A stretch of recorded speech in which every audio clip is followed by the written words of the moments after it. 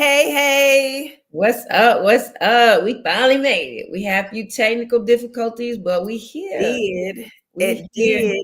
did, but we made it. What's And up? What's up? Those sports chicks in the house. You got Sadell, Nicole, and Carlita Nicole, the quirky queen herself, Chi-Town born and bred, Texas fed. What's up? what's up with that cowboy shirt though? I'm really confused because I couldn't even imagine you would have on a cowboy shirt today. And I'm glad you asked. I am glad that you asked because okay. I guys, y'all know I like to be super hype and stuff when we start this show off. This is not that week, okay? Like yes and no. Here's the deal. This past week after week 9 when the Cowboys played the Cardinals and stuff, we got beat by the Arizona Cardinals. I'm feeling some kind of way, and then boom, the Marshawn Nealon situation happened. So if you guys are not abreast of that whole situation, Marshawn Nealon played for the Dallas Cowboys and he was dealing with some mental health issues. The situation when it came out in the news basically stated that there was a police chase that ended in a car wreck, that ended in him fleeing and ended in him unaliving himself. What we ended up finding out was that the police weren't actually chasing him because he had done something he wasn't supposed to do. This was a welfare check. And this was a call that initiated from his girlfriend, and she called the police so they could check up on him. And it ended terribly, horribly, horrifically. The situation, so many different things have come out since then. Recently, just yesterday, the team announced that the girlfriend is pregnant and they're going to take care of her and the child for the rest of their lives. They already have a Marshawn Nealon fund for his family. And which is really good, the league has acknowledged his death. The Cowboys are doing their due diligence. I will say that. I am pleased with how the Dallas Cowboys how they've handled the situation. Now, with the other news that's come out about this, the mental health aspect behind it, realizing what all this young man had going up against him. We know this was he was drafted by the Cowboys, but his mother had passed away his last year while he was in college. And she was not there by the time that he was drafted by the Cowboys. So that death came suddenly. That death was unexpected. But also, Marshawn Nealon's father is in prison. He was locked up, I believe it was earlier this year, and he's not slated to be released until January of 2026. So just thinking about all of these different things, I have so many different opinions about it. But first, Sadell, when you first heard about everything going on with this, I received a text from my daddy. Like, did you hear about this? What were your first initial thoughts? I mean, I think because when I first read it, well, actually, I saw a video they were showing, and it was showing like not the actual crash, but it showed like somebody on foot walking away kind of thing. Uh-huh. And then it was just stories about, his mom and like how he had her ashes, and it just On a hurt me. Like necklace. it really, really made me sad because I'm like, you really never know, because if you look at any interview, anything he's had, he seems really happy, Mhm. very positive, really upbeat, and you just never know what someone is carrying. And for him to be so young and just be battling depression at that state to where I can't do it anymore, like, and then like I said, like you said, I mean, his girlfriend is calling everybody in the NFL, his agent, whomever, everybody, Yeah. somebody to reach him. And he's not responding. And so then of course they get the police involved, and then he crashes the vehicle and they Mhm. find him dead. And that's just, man, that's hurtful to me because especially working around and with a lot of athletes, I Mhm. had a long talk to um, one of our athletes today about a situation that he's been dealing with at home, and just trying to encourage him, like, dude, like, it's some stuff you're just gonna have to fight through, and it's Right. not gonna be easy, but it's hard because if you see him walking around, everybody thinks he's like this, I'm the cool guy or whatever, but he's battling a lot of stuff. And that just brings more light to it, especially at a young age. Like sometimes it seems like there's no way out, and Right. it's just really unfortunate. And I totally get that. Dealing with my own mental health and battling depression for well over 25 years, anxiety practically my entire life, this was something that really struck a chord with me. Because I get it. I Yeah. get it.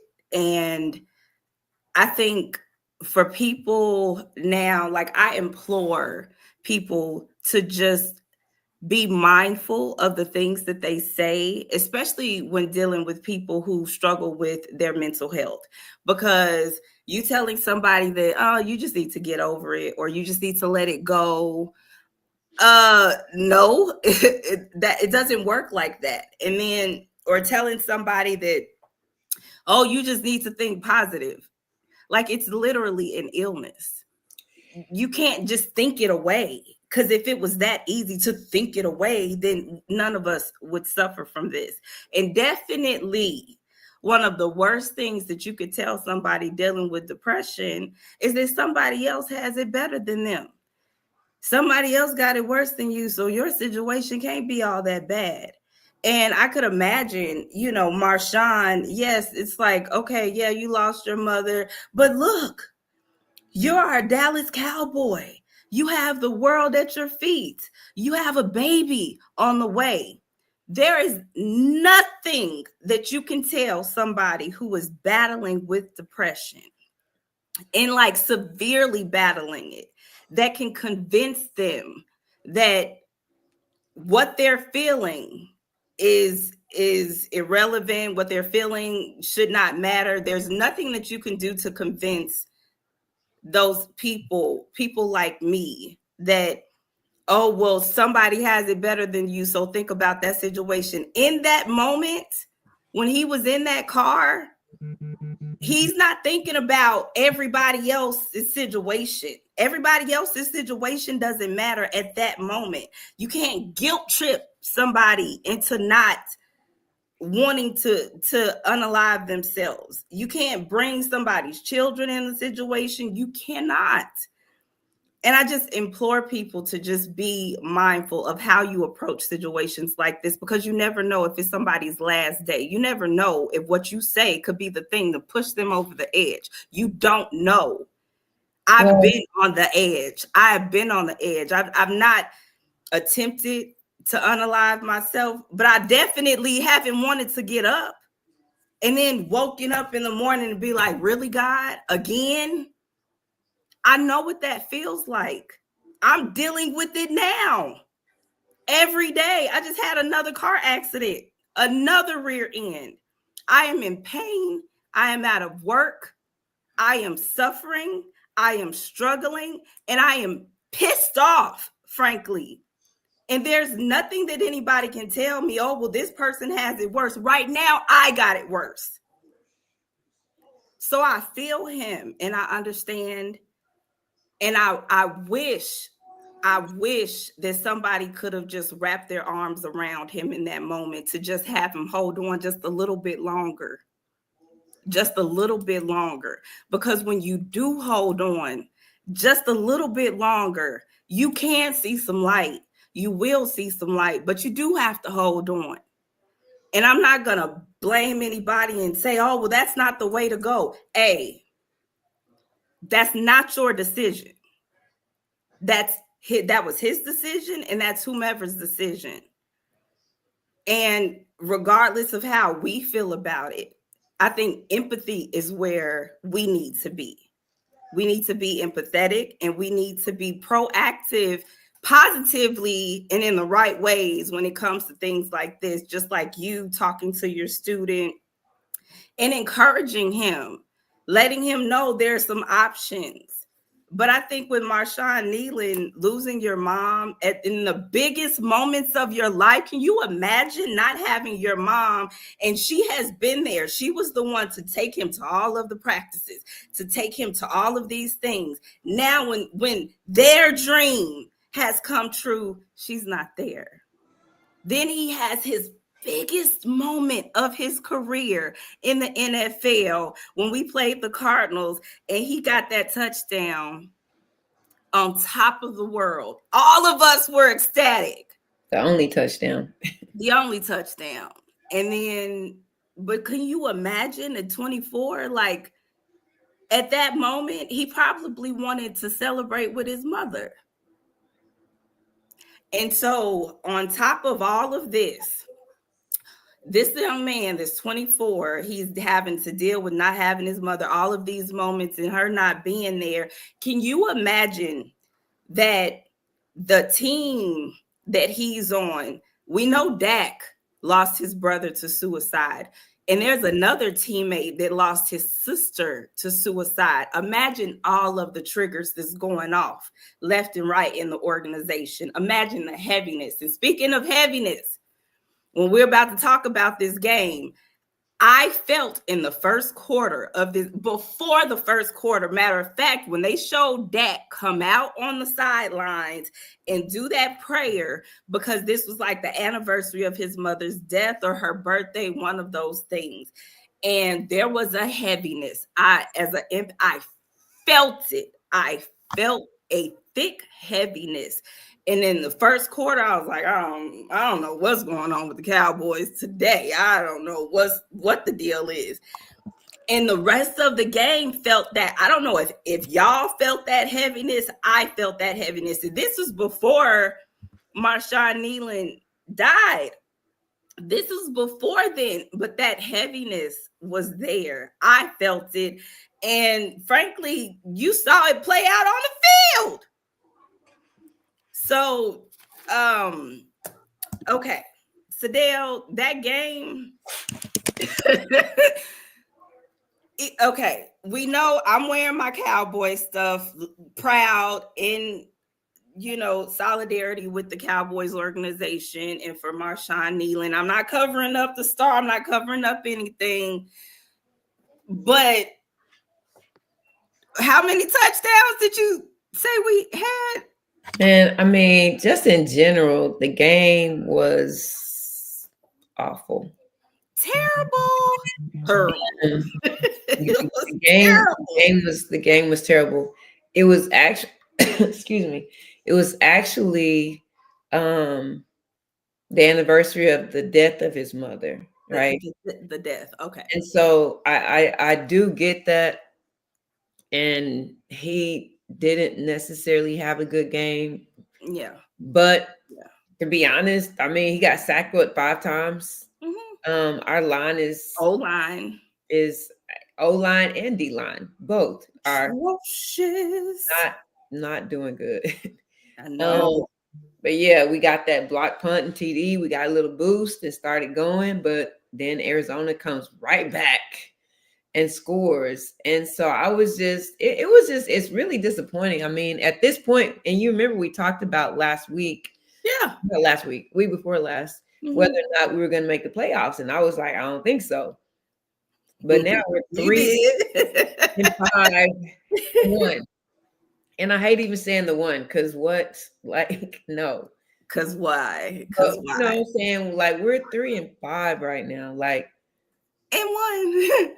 I mean, but what does the 1 count for? It counts because we're in second place in the division. That's how it counts. Do you think we're going to make the playoffs at 3-5-1? I looked it up. And the answer is Probably not. Hell no. No, it doesn't.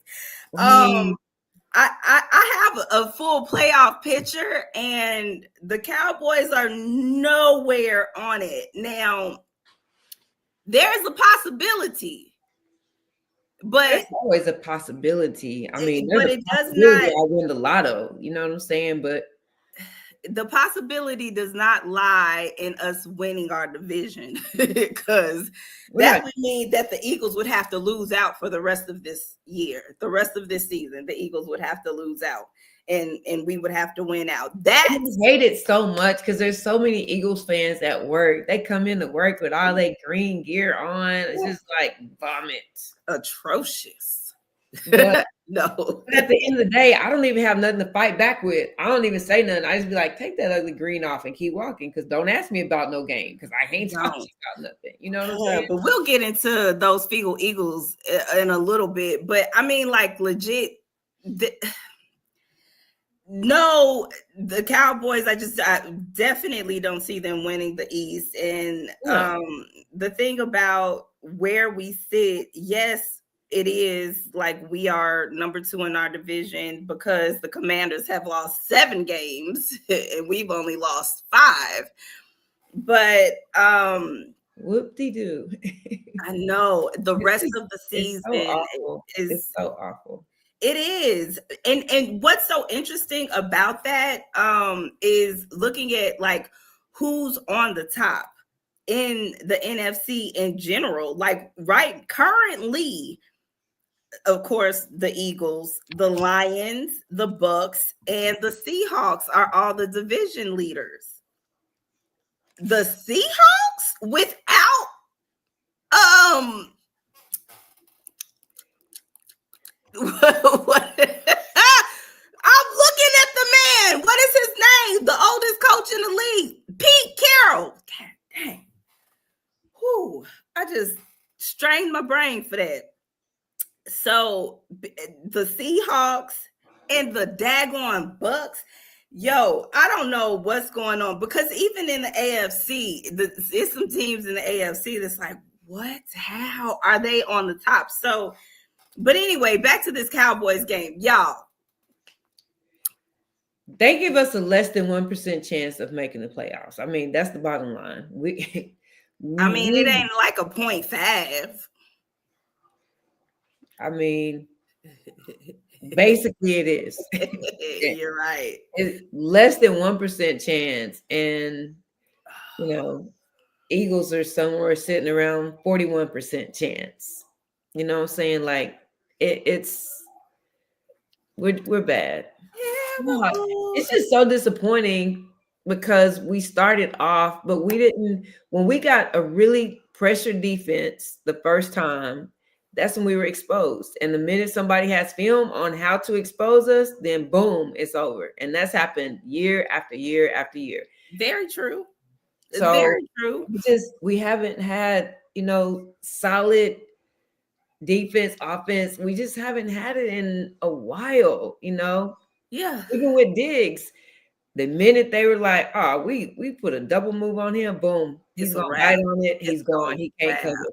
The minute they Oh, get film on him, it's over. So that's our problem. We're not very dynamic. but did you see? See, I'm not paying any attention to this Wilbert stuff, but did you see No, coach. that it's the I just lost my train of thought. You see how the Eagles do?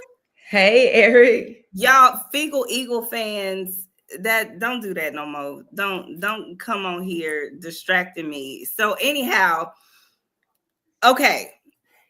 That's a lot of hate, Coach Bryce. That's a lot of hate right there. Talking about versus the Eagles lost versus the Chiefs on Thanksgiving lost versus the Lions lost. It ain't even Thanksgiving yet. Like, let's make it. But I already knew it. Ghetto is The ghettoing. ones that came in all greened up today. Really? Absolutely. Girl, I would have one of them paintball guns with some navy blue cowboy paint up in there and just I can't even force no blue paint right now with what we're doing. I'm just gonna be I honest. get that. I get that. I get that because I'm gonna have on my bear stuff in a minute. So listen, as far as that's our new defense. We just traded for defensive players. So we will have Marshawn Mari over Sean is what I'm trying to get out. Y'all, I Long, promise y'all. it's cool. Thank you. Give Thank you. yourself some grace. We good. Thank you. I need it. It's been a very long week, and I've been doped up on muscle relaxers from this accident Oh, and yeah. on the phone with insurance. I'm telling y'all. So yes, our defense should definitely against the Raiders this week. I mean, yeah, we should beat the Raiders. We should. Hey, we should have beat the daggone Cardinals. We should have beat the Cardinals. We did it. Absolutely. He said you guys will beat the Raiders. Let me tell you something. I'm not going into this game confident. I'm not gonna say But we're see, gonna I beat. said that against the Cardinals. I said And you that against the did. Cardinals. I was just like, I don't know who we're gonna get. But wait though, to your point, what you said the last time was that Kyler Murray has never lost in Never. AT&T Stadium, high school, college, and in the NFL. Now, Never. did Kyler Murray even dress out? But he's still on the team, and his name is still associated with He was it. on And the he daggone still sidelines in has some street never clothes lost. and He's, still never lost. yeah, I So mean, again, I don't know because this is my assessment after looking at these games is that we can go toe to toe when it comes to the big hardcore teams. We can go head to head sorry, with what? them, but when we play the lowly teams, we get got. We get got because I don't know if we go into it with the mental mindset of, oh, we can chill because it's the Cardinals. No, we can't afford to chill. I don't think we had that mindset, but it was very lackadaisical when we played the Cardinals. There's no way that the Cardinals should have beat up on us the way that they did. They should not have. So again, I mean, yes, we should absolutely beat the Raiders. And no, I am not confident. That's what I'm sticking to. So I agree. I mean, at this point, our offensive line and our defensive line is absolutely awful. We can score points most of the Well, time. well, Most right. I of the mean, time. we couldn't even fabricate points the other day. So I'm just saying, like, I used to say, okay, we can score a good 40 points, but we scored 17 points against the Cardinals, and that's crazy. And 7 of those came from special teams. So I mean, we got some problems. We got some problems. You're right. You're right. Let me tell you who else got some problems. The New York Giants, who just fired their head coach. So listen, the Bears, go Chantel. The Bears beat the Giants. Now, real quick, quirky queen question. Is Chicago the real deal? Like, are we sold on this new Caleb Williams and offense of the Chicago Bears? They are winning left and right, and they're doing it like wholeheartedly. They're not like winning how, dare I say, the Feagle Eagles are winning because it's atrocious to watch them too. But are they the real deal? What do y'all think? Do y'all think Chicago's the real deal? I mean, they're showing to be right now. They're what, 4-2, something like that right now. They are With no ties. no, they're 6-3. 6-3. Okay. Second in their division behind the Lions. I mean, so Oh, let's think about who they played. They the they got Saints. The Saints are absolutely horrible. The win the over the Saints Bengals just beat was, the Cardinals. huh? The Saints just beat the Cardinals. Which again says not much because they're still horrible. We were just horribler. Agreed.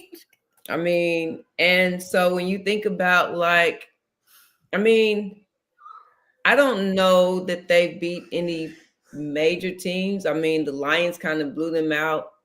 Uh they barely beat the Raiders.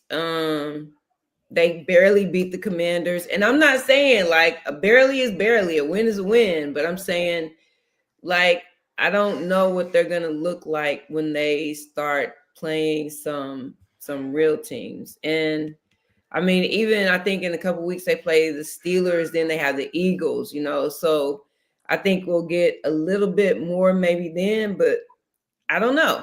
They might be the real deal. They starting to look like it, but at this point, like the Ravens beat them by like 15 or 16. Like I said, they beat the Saints. They beat the Giants. I mean, I don't think anybody was expecting the Giants to do a whole lot. And then they beat the Commanders by like 1 point. You know what I'm saying? So I don't know that they have any really major notable wins when you Mhm. think about especially them getting beat by 30 by the Lions. So I don't know. Granted, That was they early. they jacked us up, which They again, not saying much. Okay, so then moving on to the Giants who they beat. So yes, the Giants fired their head coach Brian Daboll. Here's the deal about that, because this season has not been the best season for them as far as like injuries and stuff like that goes. Outside of their injuries, they have been playing very well. When they are healthy, they look good. And that is a scary thing to say with them being in the NFC East. Now, they had Malik Neighbors. Bless you. Malik Neighbors could easily get you 100 yards a game, easily. As long as the ball is thrown to him, he got that. And he got the speed, the agility, all of that stuff. All of the things that make up a great receiver. But then you got Cam Scatterbo. He got injured. He's out for the rest of this season. He was racking up yards on the ground. Jackson Dart had people love watching him play.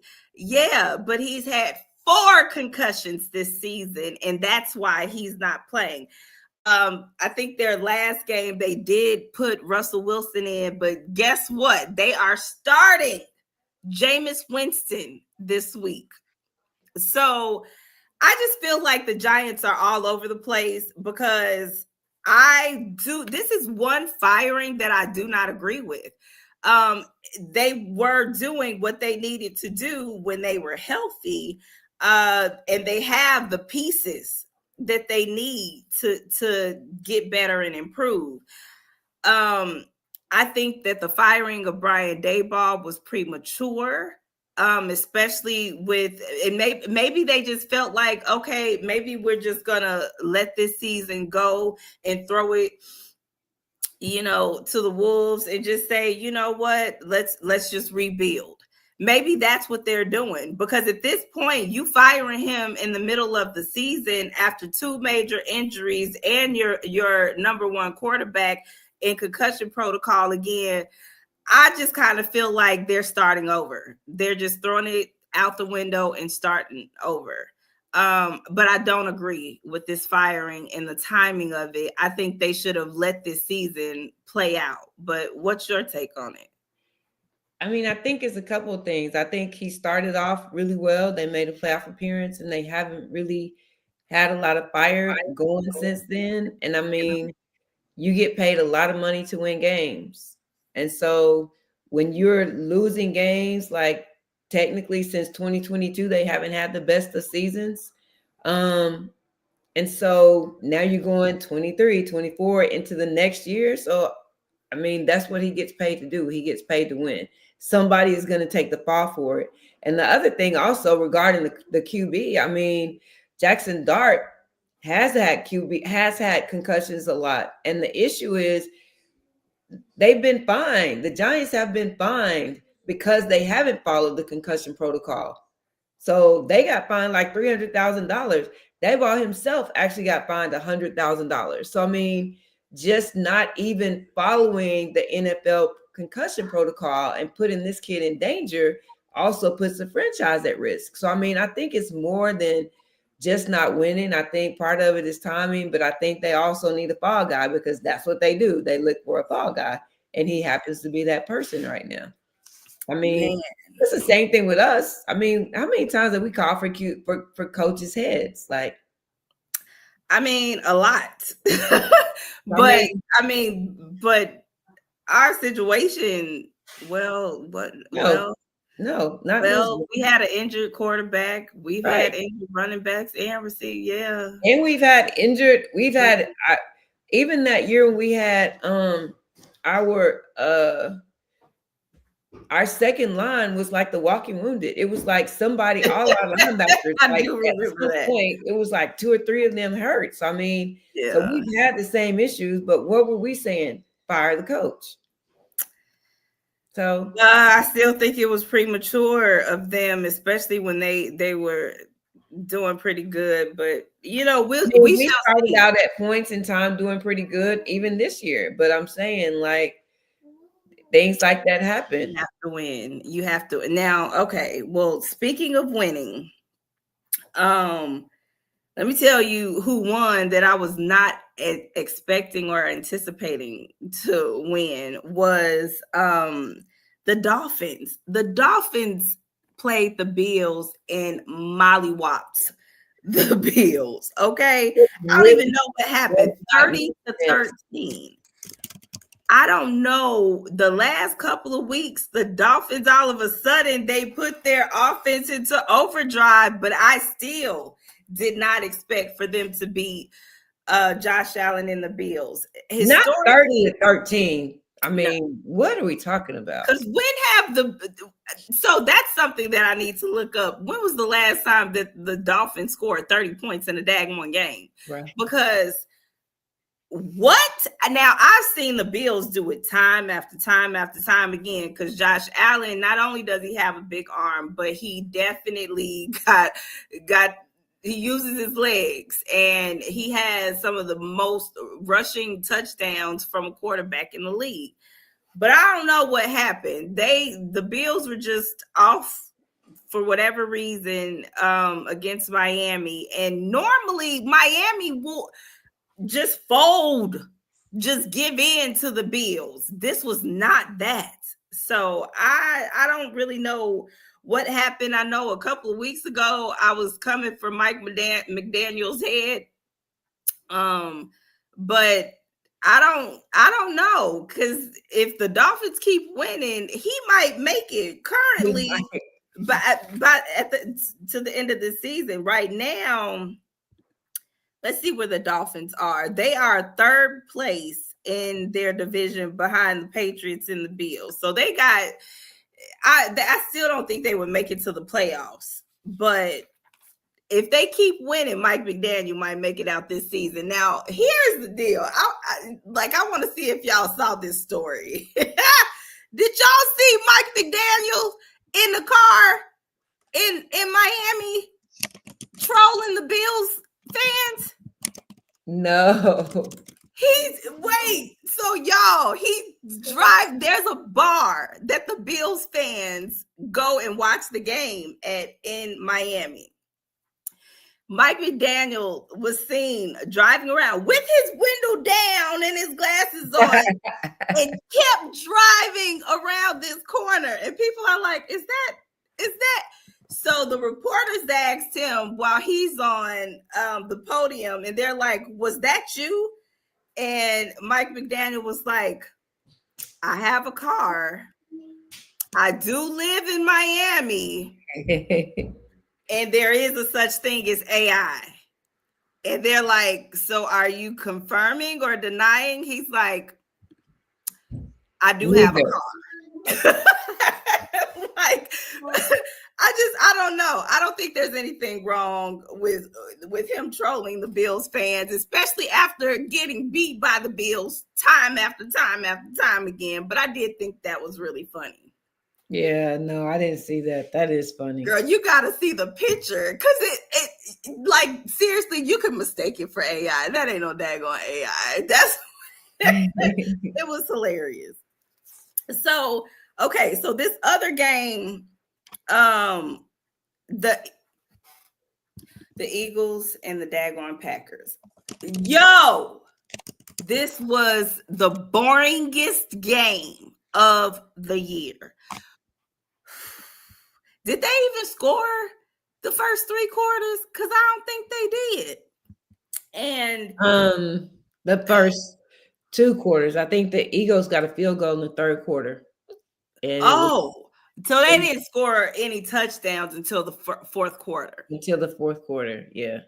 Let me tell y'all, I don't know what is going on with the Eagles. I don't care, but like I do, because how are they winning?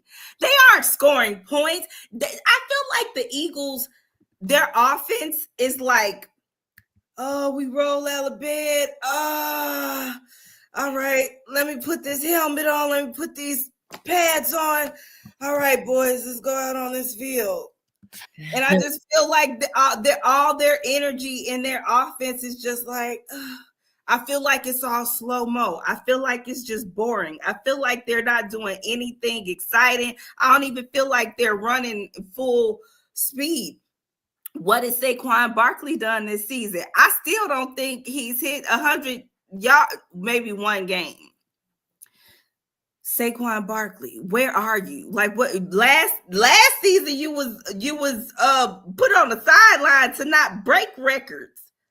And now like you're on the field and like what are you doing? AJ Brown, Devontae, like they have so many different weapons on all sides of the ball. And they're like silent but deadly winners. How are they winning? How? Because coach, you got to explain this to me. I don't understand. I don't get it. And I'm a former athlete and everything. I'm confusion. Former athlete. Yeah, I think that I think for one, I think that their defense does a decent job of giving the offense opportunity. You know what I'm saying? Saquon, like you said, didn't get much going through that. And I mean, as much as we're talking about the Packers not scoring until late, I mean, they didn't. The Eagles didn't score until, like I said, they had that field goal in the third quarter. They both scored a touchdown in the fourth quarter. So it was literally just 2 touchdowns and a field goal. 2 touchdowns and a field goal. I mean, 10-7. Boring. 10-7. But the thing is, at the end of the day, they just seem to find a way to win. I think Green Bay's defense did a good job of, containing. They did a good job of containing. They did a good job of causing fumbles and things like that. But yeah. So I think for this game, it was really defense heavy, but in general, I mean, they just kind of find a way to win. I know, and it's super annoying. That's super annoying because they're in our division and they're boring. And I can't stand. Never mind. Remember when everyone used to say that about the Spurs, and they would just keep winning, and everyone was like, they're so vanilla and bland, but they just keep winning. And Vanilla, but I never called the Spurs boring. Vanilla, yes, not boring. yeah. But yeah, I get it. Okay. So here's the deal. There's a couple other things to look forward to coming back. Joe Burrow was spotted in practice. His recovery is looking like he gonna be back before his expected time. You better watch, okay? Because everybody needs to be on watch. The other thing, Dan Campbell, the coach of the Detroit Lions, he took over play calling from his offensive Yeah. coordinator. Like, let me have this. Let me have this, He homeboy. did. You know what? Don't worry about it. Don't worry about it. I got it. And they scored 44 points. I ain't even mad. Sources also say that Dan Quinn is going to be taking over for his defensive coordinator coming up for the Washington Commandos. Also, one last NFL just headline real quick, and we ain't even got to talk about it. We ain't even got to talk about it. I just want to mention it so I can see your face. Okay, let me. And in other news, Antonio Brown was arrested for attempted murder. It's not funny. Okay, listen. I do this. Him being arrested, any attempted murder, that's not funny. That is not what is funny. What's funny and not funny, ha ha. It's like, Antonio Brown, when will it end? But the thing is, he left the country. He left the country to try and avoid it. Like, this is apparently not a new thing. Like, he left the country to try and avoid it. And Dubai is like, no, sir, homeboy, we sending you right back. We sending you back. And yeah, get your homeboy. Get your homeboy. You like at this point, it's gonna like you're gonna have to sit him down because for what? What are we doing? Okay, all right, moving on. So, okay, real quick before we wrap this up, we gotta talk about this. Whoo, y'all! Nico Harrison got fired. Okay, that ain't NFL, but that's NBA, and that's the Dallas Mavericks former GM, the one who traded away our son, my child, Luka. Not even just that. The rumor said he was trying to trade Cooper before he got fired. Is that funny? Not necessarily. The irony, they said he found out he was getting fired on Twitter while walking into that meeting. Crazy. Hey, such is life. Such is life. Yeah. So I did read that the new GM is Dirk Nowitzki. Did you read that he was a new GM, or did you read that he was one of the top candidates? Because I don't think they've named a GM yet. So the article that I read, it did put him. So that's what we're hoping for. We're definitely leaning towards Dirk. And see, it's all of them are saying that. Yeah, it's all saying, but you know what I didn't get it from?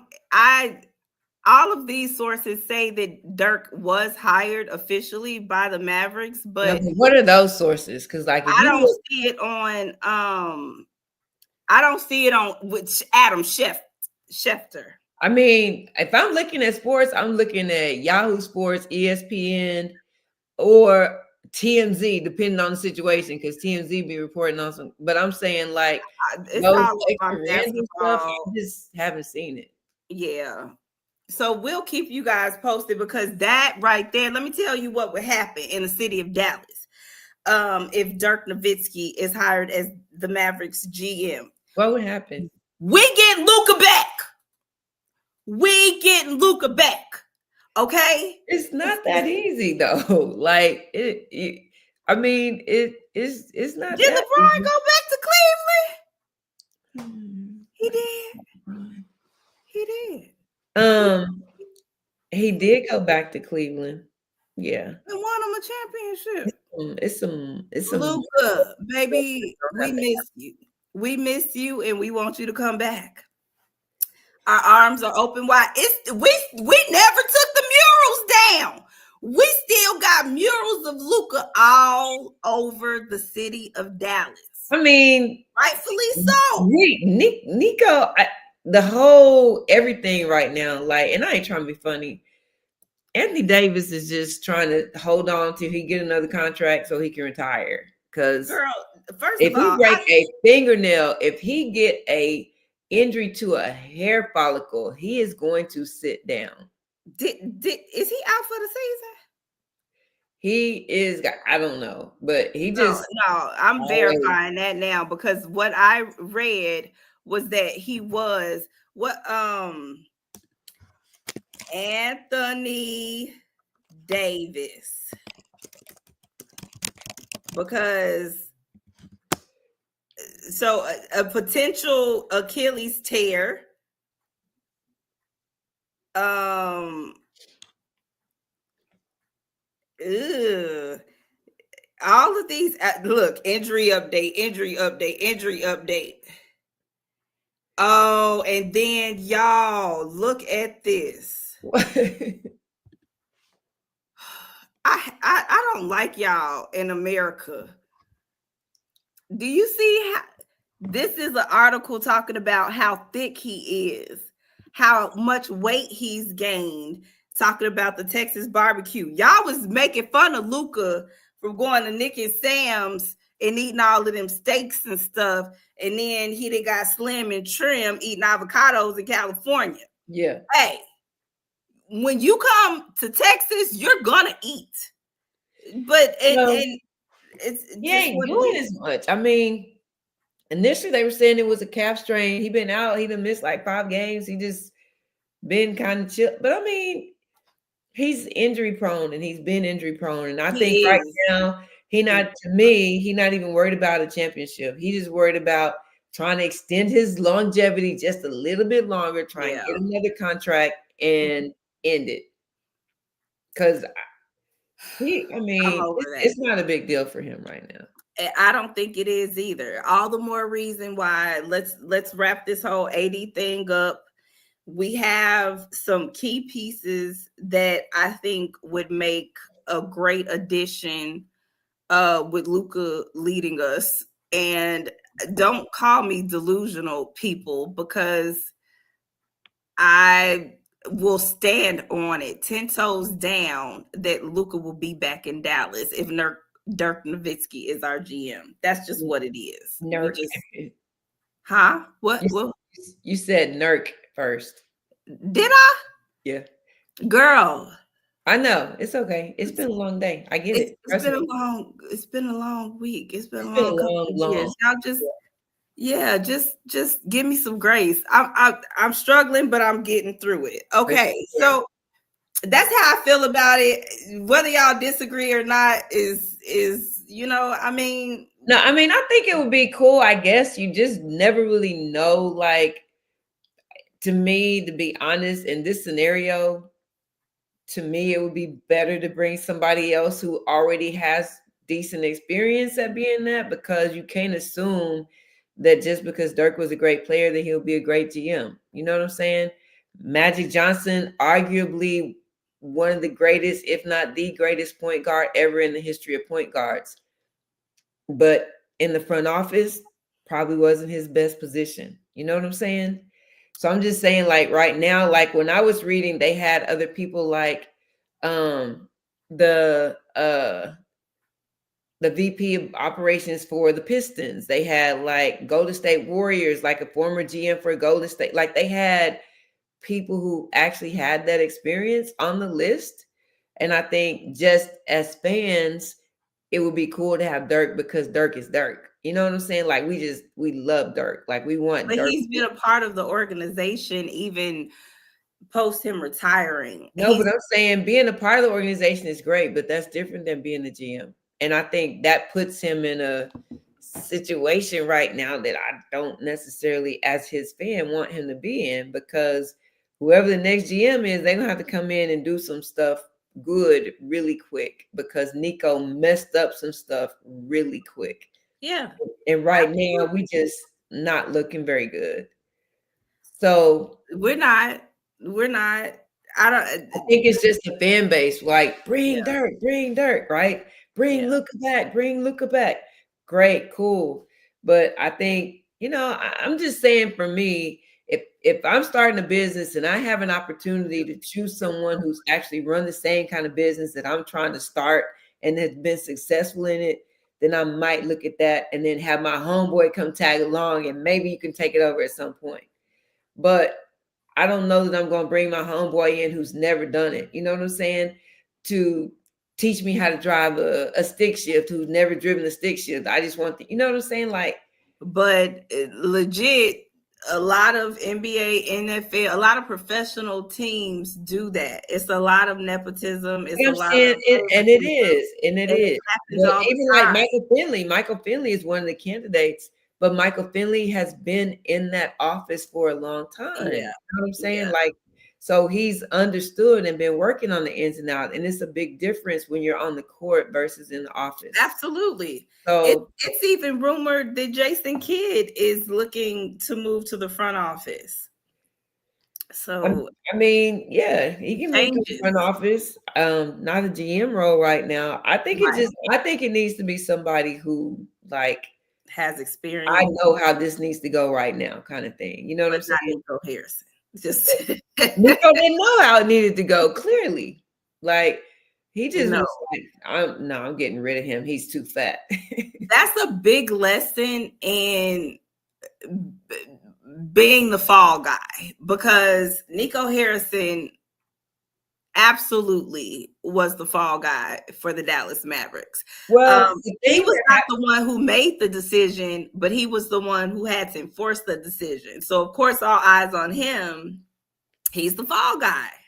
and people start saying fire Nico, like they're literally chanting fire Nico, fire Nico. Yes. At that point, Yes. when Luca's gone, if we had just looked like we had an opportunity to win something, Yeah. then all of this would have been different. Yeah. But we look garbage right now, and yeah, so it's unfortunate, but it's the nature of the business. Very. But anyway, I think that's our time, people. That's it. That's all for tonight, y'all. Thank y'all so much for rocking with us tonight. We love you so much. Thank you for hanging out with us all these years, man. It's been years. It's crazy. I We love know. you. If no one else told you they love you this week, just know that we do. We love and appreciate you, and we will see you again next week. Peace out.